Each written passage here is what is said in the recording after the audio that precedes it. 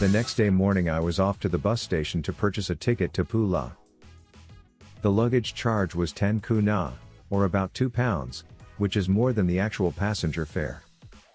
COVID precautions were in place in public transport. Thinking back on Rovane while I was traveling away, I have to say it had been really beautiful. It is best visited as a pair, and is an ideal place for romantic couples. There are several little islands, called Otok in the Croatian language, off the coast, with connecting transport.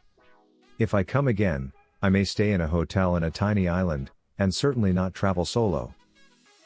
There are bus services from Pula to various cities in Croatia, Slovenia and Italy, and limited services to Germany and Austria. From Pula bus station I could have taken a taxi to the apartment I had rented, but I thought I would walk instead. And, wrong decision. It was an uphill walk, and the weather was too good and sunny.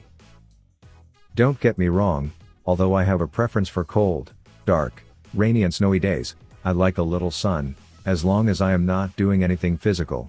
On my way I came across a picture of Luka Modric, who is the captain of the Croatian football team, and a fine midfield player. He used to play for Nottingham when he was younger and now plays for Real Madrid. I went ahead and bought a t-shirt for my son Sam, actually a jersey, in the colors of the Croatian national team. I stayed in a nice apartment just outside the old town, and away from its hustle and bustle, but still close enough, just a few minutes walk.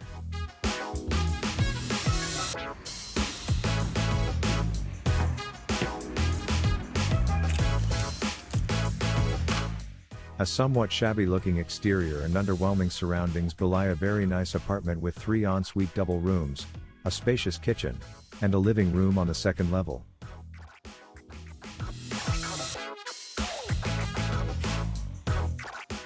My hostess Marcella was wonderful.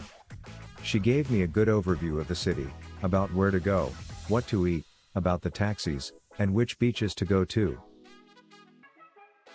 The beaches are a bit far from Pula town center, and getting to them costs about €5 by taxi and €1 by bus. That is me walking to the old town from my homestay, in the quiet time after lunch. This time of the day is similar to the Spanish or Italian siesta time. Pula has a rich historical heritage, just like Rovane and the wider Istrian Peninsula. Being ruled at different times by the Venetians, the Romans, the Austrians, the Hungarians, Yugoslavia, and the current Croatian Republic. The fish market was empty due to everyone resting after lunch. Several restaurants indoor and outdoor are real treats for seafood lovers. There are lots of stalls for fresh fruit and veg, and also stalls for fish and other seafood, which I passed by quickly. Burek is a local delicacy, something like a pastry or a sausage filled with various meats, cheeses or veggies. Now I am walking towards the local landmark, the Arch of the Sergei. It was built by the Romans as a triumphal arch, and as an entrance to the old town in the year 27 BC. There are several other Roman remains in Pula, but the Amphitheater or the Arena is the best, and we will be getting to that later. The old town is a small hilly protrusion into the sea. It features a castle in the middle with 3 concentric circular roads around it. Of these, the second ring is only for pedestrians. The inner road closest to the castle has vehicular access, and the outer road is the main thoroughfare with buses and taxis. The next thing I wanted was a glass of wine and a yummy mixed grill, which came with chicken, pork sausage, cevapcici, which are something like kebabs and sausages. The Temple of Augustus, as the name would suggest, this was a temple dedicated to Augustus Caesar, who was the emperor of Rome. He died in 14 AD and was promoted to the status of a deity worthy of being worshipped. This temple was built in 27 AD. This is a picture taken from the square in front, called Forum Square. The temple, with its 14-foot-high Corinthian columns, is one of the rare complete Roman structures that one can find outside of Italy. The smallest museum I have ever been in has its home inside the Temple of the Great Augustus. This are some of the artifacts displayed inside the museum. I should mention that there is a €1 fee to get inside this mighty museum. Just like Rovane and the wider Istrian Peninsula, being ruled at different times by the Venetians, the Romans, the Austrians, the Hungarians, Yugoslavia, and the current Croatian Republic.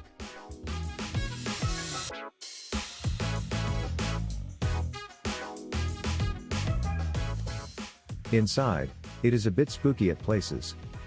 The tunnel experience includes the playback of recorded sounds, these being the noises of an old railway station, and of galloping horses. I lost my way inside and did not know which way I went in and which way to get out. Finally, I made it out of one of the entrances/exits. I should mention that there is a small fee to enter the tunnels. That shows the remains of another monument.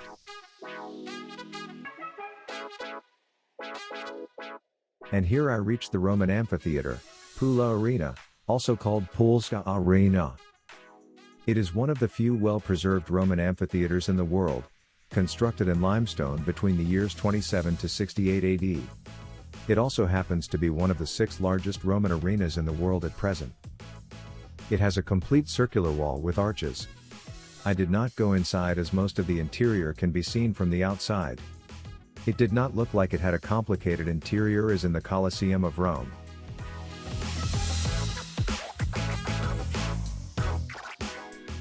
It was getting hot and windy, so I needed a pit stop and a cold beer.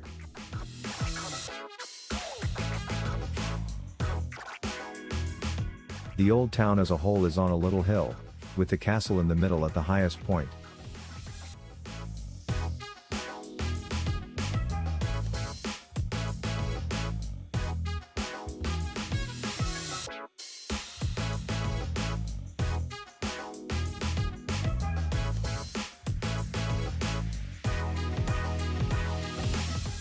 That is a view from the castle walls. And that is the arena scene from the castle walls.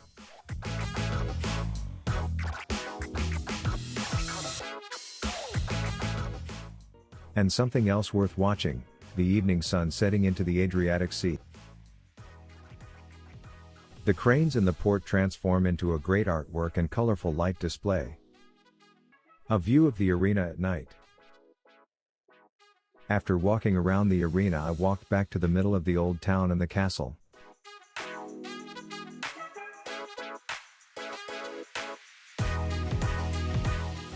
Nice music at night in the Forum Square, near the Temple of Augustus. There was a rock band playing with exciting electric guitar sounds.